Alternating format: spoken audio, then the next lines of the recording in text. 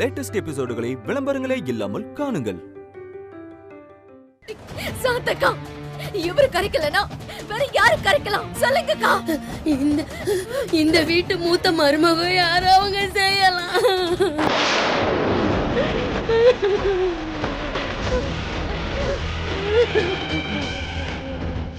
ஆனா யமுனாக்கு தான் கல்யாணமே ஆகலையே.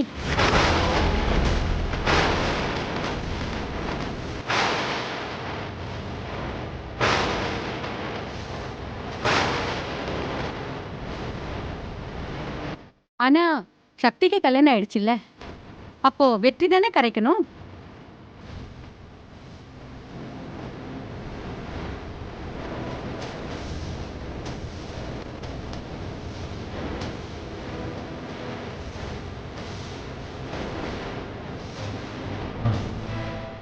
எனக்கு என்ன சொல்றதுன்னே தெரியல.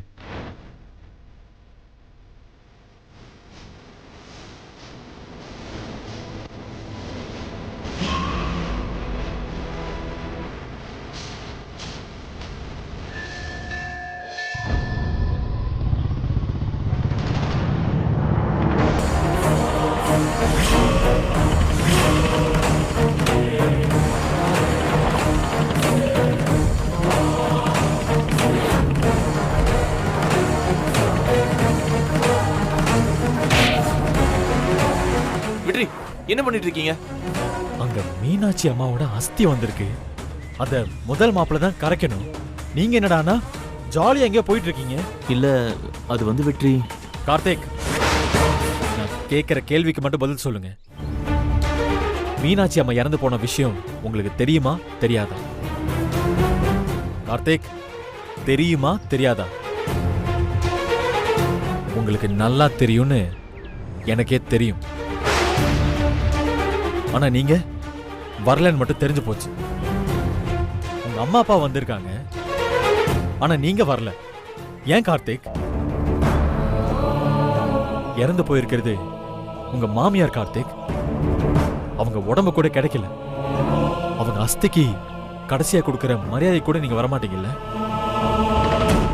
மீனாட்சி அம்மா இறந்து போன விஷயத்தை கேட்டு அங்க பதறி போய் ஊரே நிக்குது. ஆனா அவங்களோட முதல் மாப்பிள்ள நீங்களே வரல. ஏன் கார்த்திக், உங்களுக்கு வெக்கமாவே இல்லையா? இல்ல வெற்றி, எனக்கு அங்க வரணும்னு மனசு கடந்து துடிக்குது. ஆனா என்னால அங்க வர முடியல. ஏன்னா என்னோட நிலைமை அப்படி. அப்படி என்ன நிலைமை? எங்க அம்மா அப்பா என்ன ஆனாலும் அங்க வரக்கூடாதுன்னு சொல்லிட்டாங்க. ஓ சூப்பர், நல்லது நல்லது. உங்க அப்பா அம்மா சொல்றத நீங்க அப்படியே கேட்பீங்கல்ல? எது நியாயம் எது சரி அப்படிலாம் நீங்க யோசிக்கவே மாட்டீங்கல்ல? அம்மா அப்பானாலே பயம். பயம்னு இல்ல வெற்றி, நான் இவ்வளவு நாளா அப்படியே வளர்ந்துட்டேன். அதுவும் இல்லாம இப்ப திடீர்னு வந்து மாத்திக்கோனா எப்படி வெற்றி? அப்போ உங்க வாழ்க்கையில யமுனாக்குன்னு எந்த இடமும் கிடையாது கார்த்திக்? தனக்காக இதை கூட செய்ய மாட்டாரான்னு புருஷனை நினைச்சு நொந்து போயிருக்காங்க யமுனா. நீங்க என்ன சொல்ல போறீங்க? யமுனாவை பார்த்தா அவளும் இதே கேள்விதான் என்ன கேட்பா.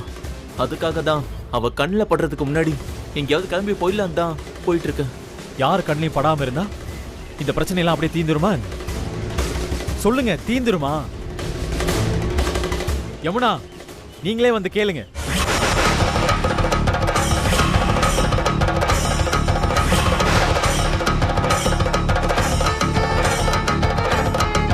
சாரி யமுனா, நியாயமா நான் தான் அஸ்தியை கரைக்கணும். எனக்கே அது நல்லா தெரியும். ஆனா எங்க அம்மா மீறி என்னால எதுவுமே பண்ண முடியல. என்ன மன்னிச்சிரு யமுனா. உங்க அம்மா இறந்தது எனக்கே பெரிய ஷாக்கா இருந்துச்சு.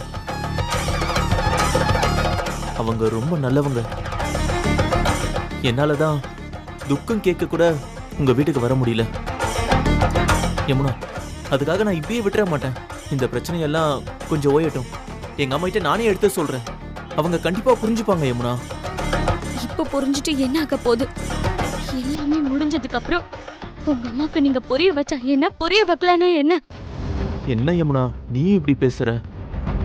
என்னை பத்தி புரிஞ்சுக்கிட்டது அவ்வளவுதானா? எப்பவுமே நான் தான் உங்களை புரிஞ்சுக்கணுமா கார்த்திக்? நீங்க என்ன ஒரு தடவை கூட புரிஞ்சுக்க மாட்டீங்களா? யமுனா, நீங்க சொன்ன எல்லாத்தையுமே நான் கேட்டேன். வீட்டுக்கு தெரியாம கல்யாணம் பண்ணிக்கலாம்னு சொன்னீங்க. தாலி கட்டினதுக்கு அப்புறம் உங்க அம்மாக்கு தெரிய வேணாம்னு சொன்னீங்க. உங்க வீட்டுக்கு வந்து நர்ஸ் மாதிரி வேலை பார்க்க சொன்னீங்க. உங்க அம்மா பண்ண அவ்வளோ அராஜகத்தையும் பொறுத்துக்க சொன்னீங்க. எந்த கேள்வியும் கேட்காம உங்களுக்காக அத்தனையும் நான் பண்ணேன். ஆனா அங்க எங்க அம்மா பானையில சாம்பலா வந்திருக்காங்க. அப்ப கூட நீங்க எனக்காக வந்து நிக்க மாட்டீங்கல்ல?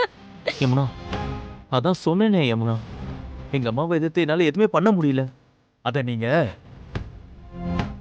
யமுனா கழுத்துல தாலி கட்டுறதுக்கு முன்னாடியே யோசிச்சிருக்கணும்.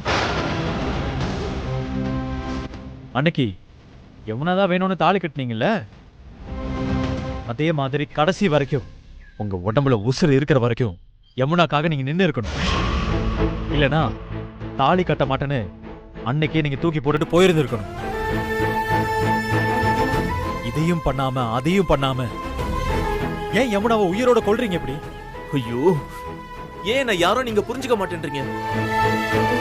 யமுனா, இது சரிப்பட்டு வராது. உங்களுக்கும் கார்த்திக் சாருக்கும் கல்யாணம் பண்ணி வச்சு நான் சொல்றேன், என்னைக்கா இருந்தாலும் இவர் மாற போறது இல்ல. என்ன? அவருக்கு அவங்க அம்மா சொல்றது மட்டும்தான் முக்கியம். நாம எத்தனை விதமா கேட்டாலும் கார்த்திக் சார் சொல்ல போற ஒரே பதில் எங்க அம்மா சொல்லிட்டாங்கன்றதுதான். யமுனா, நல்லா யோசிச்சுதான் சொல்றேன், இப்படி ஒரு வாழ்க்கை உங்களுக்கு தேவையா? வெற்றி, இப்படி ஒரு தாலியால உங்களுக்கு என்ன பிரயோஜனம்? நம்ம மீனாட்சி அம்மா அஸ்தியை கரைக்க கூட இவங்க அம்மாவோட உத்தரவுக்காக காத்துக்கிட்டு இருக்கிற இவரோட வாழ்ந்து உங்களுக்கு என்ன ஆக போகுது? நான் சொல்றேன் யமுனா, தாலிய கட்டி இதோ நிக்கிறாரு கார்த்திக் சார், இவர் முகத்துல எரிஞ்சிட்டு வாங்க.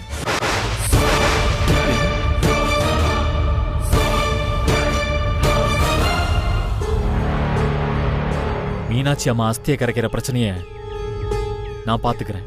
வெற்றி, நீ நிறுத்த நிறுத்த.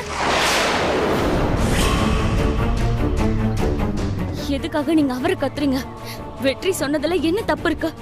நியாயமா பார்த்தா வெற்றி சொல்லாமலே இதை நான் செஞ்சிருக்கணும். யமுனா, போதும். எப்போ உங்களால சுயமா ஒரு முடிவு கூட எடுக்க முடியலையோ அப்பவே ஒரு பொண்ணுக்கு நீங்க புருஷனா இருக்கிற தகுதியை இழந்துட்டீங்க. இனிமே இந்த தாலி எனக்கு ஒரு சொமதான் கார்த்திக். வெற்றி சொன்னதுதான் சரி. இனிமே இந்த தாலி எனக்கு வேண்டாம். ஏய் யமுனா, இப்பவே நான் வேண்டாம் இதை யமுனா. கழட்டி- சொன்னா கேளு யமுனா.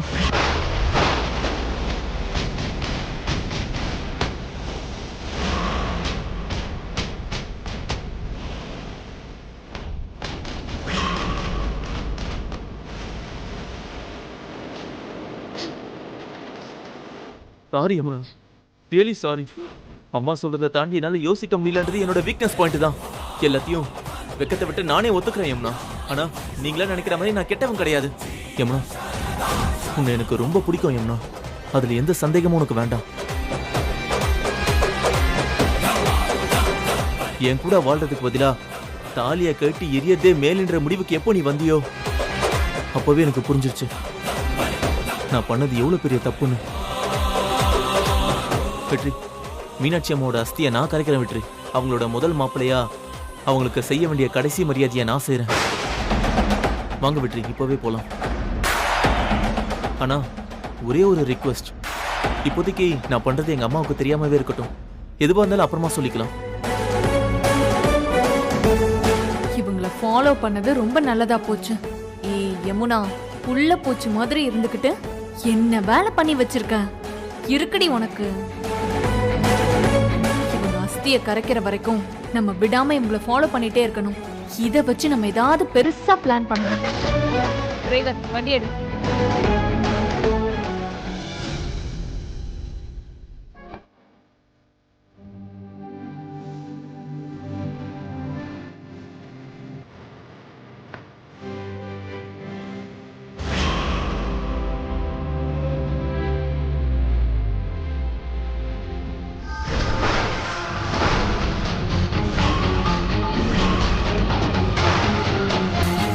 பிள்ளைங்கன்னாவே ஊருக்கும் மீனாட்சக்கா, அதுக்கா இப்படி ஒரு நிலைமை வரணும்?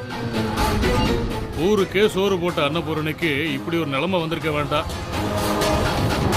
தம்பி, கிழக்கு பார்த்து நின்று அஸ்தியை பின்பக்கமா தலைக்கு மேல தூக்கி போட்டு திரும்பி பார்க்காம போகணும்பா. கன்ஃபார்ம். அப்ப இவனுக்கும் யமுனாக்கும் ஆல்ரெடி கல்யாணம் முடிஞ்சிருக்கு. மூத்த மாப்பிள்ளைங்கிறதுனால தான் கார்த்திக் அஸ்தியை கரைக்கிறான். நல்லா மாட்டினீங்க எல்லாரும். சரியான ஃப்ராடு குடும்பமா இருக்கும் போலயே.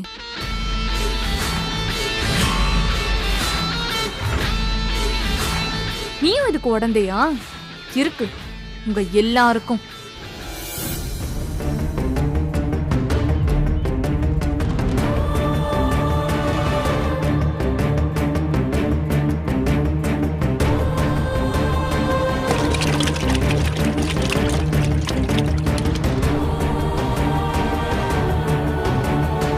டிரைவர் வண்டி எடு.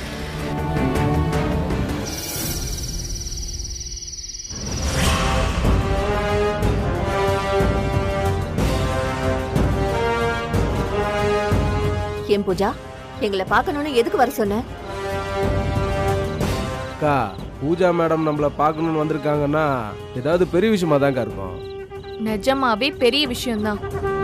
இது வரைக்கும் உங்களுக்கு தெரியாத விஷயம் ஒண்ணு எனக்கு தெரியும். அப்படி என்ன விஷயம் பூஜா? ஆமா, நீங்க ஏன் மீனாட்சி அம்மா அஸ்தியை கரைக்கிற இடத்துக்கு வரல? நான் எதுக்கு அங்க வரணும்? செத்ததுக்கு மாலை போட்டோமே, அதுவே ஜாஸ்தி. இதுல அஸ்தி கரைக்கிற இடம் வரைக்கும் வர எனக்கு என்ன தலையெழுத்தா? பொதுவா பொம்பளைங்கெல்லாம் அஸ்தி கரைக்கெல்லாம் போறதில்ல மேடம், அதான் அக்கா வரல. அப்ப நீ வந்திருக்கலாம்ல, நீ ஏன் வரல?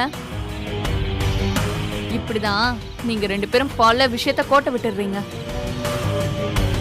இதோ பக்கத்துல இருக்க மீனாட்சி அம்மா மெஸ், ஆனா அங்க என்ன நடக்குதுன்னு கூட உங்க ரெண்டு பேரால கண்டுபிடிக்க முடியல. அப்புறம் எப்படி உங்களால அந்த 3 பொண்ணுங்களை தோக்கடிக்க முடியும்? என்ன சொல்ற? சொல்றேன், நல்லா கேட்டுக்கோங்க. அந்த கார்த்திக்கும் யமுனாக்கும் எப்பவோ திருட்டு கல்யாணம் நடந்துருச்சு. என்ன? இது வரைக்கும் இந்த விஷயமே உங்க ரெண்டு பேருக்கும் தெரியாதுல்ல? என்ன பூஜா சொல்ற? நிஜமாவா? ஆமா, நீங்க எல்லாரும் மீனாட்சி அம்மாவோட அஸ்திக்கு மரியாதை செலுத்திட்டு இருக்கும்போது நான் வெற்றியை ஃபாலோ பண்ணிட்டு இருந்தேன்.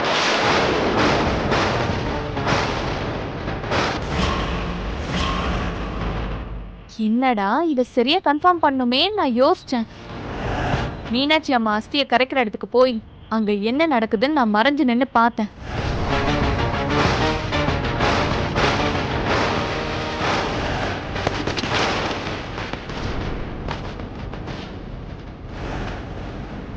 என்னால இத நம்பவே முடியல.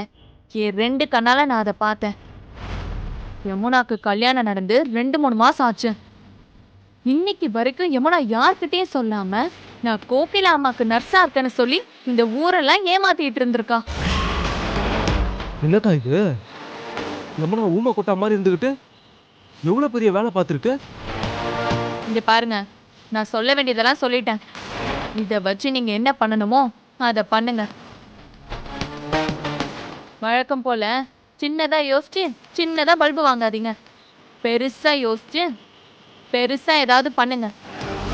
அப்புறம் உங்க இஷ்டம். நான் வரேன்.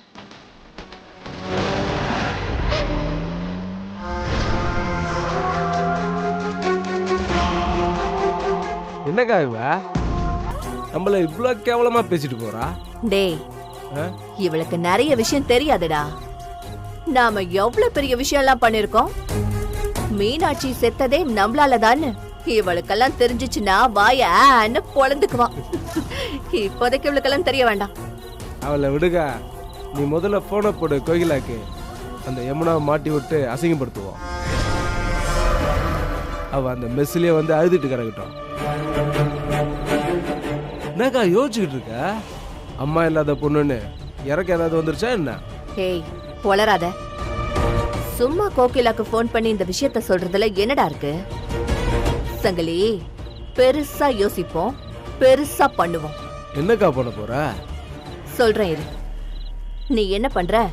மீனாட்சி பொண்ணுங்க என்ன பண்றாளுங்க, எங்க போறாளுங்க, இதெல்லாம் பார்த்து சொல்லு. மத்தத நான் பாத்துக்கிறேன். சரிக்கா.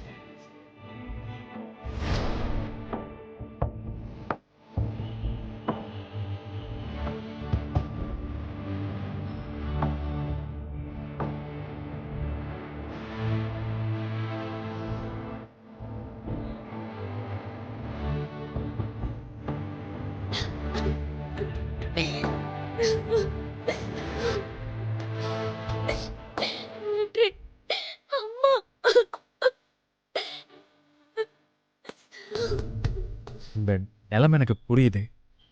யாருக்குமே நடக்கக்கூடாத சோகம் உங்களுக்கு நடந்திருக்கு. அதுக்காக எதுவுமே சாப்பிடாம அழுதுகிட்டே இருந்தா என்ன அர்த்தம் யமுனா? துர்காவை நினைச்சு நீங்க தைரியமா இருக்க வேண்டாமா? யமுனா ப்ளீஸுங்க, அழாதீங்க. இல்ல வெற்றி, எங்க அம்மாவை நான் தான் கொன்னுட்டேன். அப்படியெல்லாம் ஒண்ணும் இல்லைங்க. ஏன் இப்படி பேசுறீங்க? இல்ல, எங்க அம்மாவை நான் தான் கொன்னேன். அவங்களுக்கு தெரியாம நான் கல்யாணம் பண்ணது நான் பண்ண பெரிய தப்பு. அம்மாவுக்கு தெரியாம தாலிய மறைச்சு நான் கார்த்திக் வீட்டுல போய் தங்கினது ரெண்டாவது தப்பு. அதனாலதான் எங்க அம்மா வீட்டை விட்டு கோச்சிட்டு போனாங்க. இது எல்லாத்துக்கும் காரணம் நான் தான் வெற்றி. அப்படி பார்த்தா கார்த்திக் சாருக்கும் உங்களுக்கும் நான் தான் கல்யாணம் பண்ணி வச்சேன். தப்பு என் பேர்லயும் தான் இருக்கு. நீங்க என் நல்லதுக்கு நினைச்சுதான் செஞ்சீங்க. நான் தான் நல்லா யோசிச்சிருக்கணும். நான் தப்பு பண்ணிட்டு அம்மா என்ன மன்னிச்சிருமா, மன்னிச்சிரு.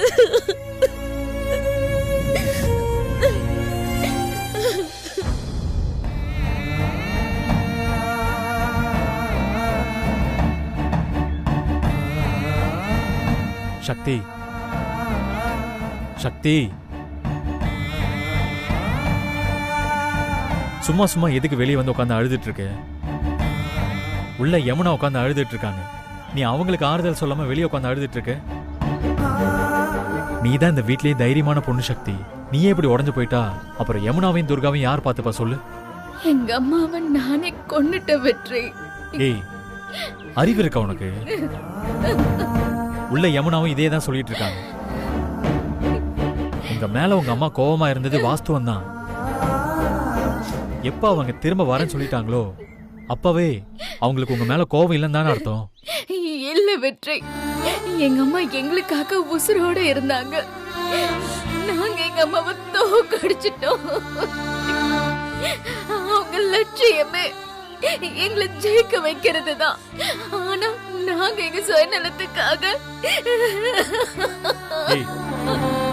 நிறுத்துறியா? சும்மா நீ பாட்டுக்கு ஏதாவது கற்பனை பண்ணிக்கிட்டு புலம்பாது. வா, எந்திரிச்சு வா. ஒரு வாய் கூட சாப்பிடாம உட்காந்துருக்க, வந்து ஒழுங்கா சாப்பிடுவா.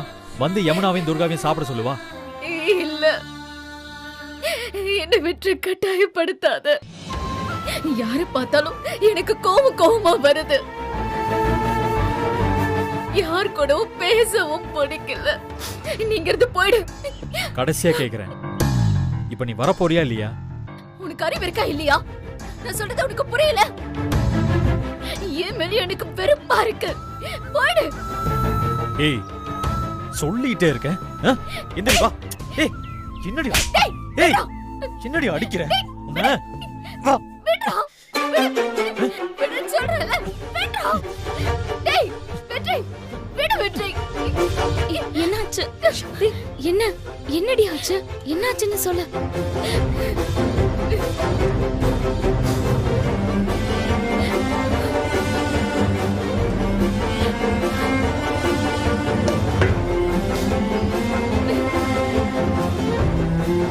தள்ளு. வெற்றி, இப்ப தள்ளுங்க. உட்காருங்க.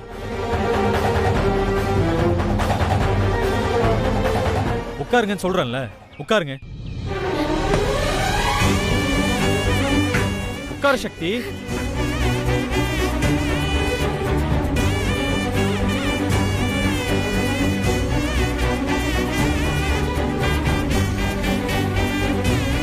எத்தனை நாளைக்கு இப்படி சாப்பிடாம இருப்பீங்க? அம்மாவை நினைச்ச அடவாச்சும் உடம்புல தெம்பு வேண்டாமா? என்ன சொல்ற பேச்ச கேட்க கூடாதுன்னு ஒரு வீம்பா? ஏண்டான்னு கொல்ற. எனக்கு வேண்டான்னு சொல்றல்ல. இது பார்த்தாலும் எனக்கு வெறுப்பா இருக்கு. அப்படியே அரஞ்சன்னு வச்சுக்கோயேன். ஒழுங்கா சாப்பிடுறீ. ஏய், சாப்பிடுன்னு சொல்றேன்ல. என்னடி முறைக்கிற? இரு.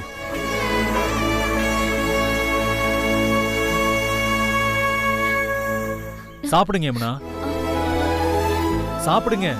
இந்தா ஆகாட்டு. ஆ.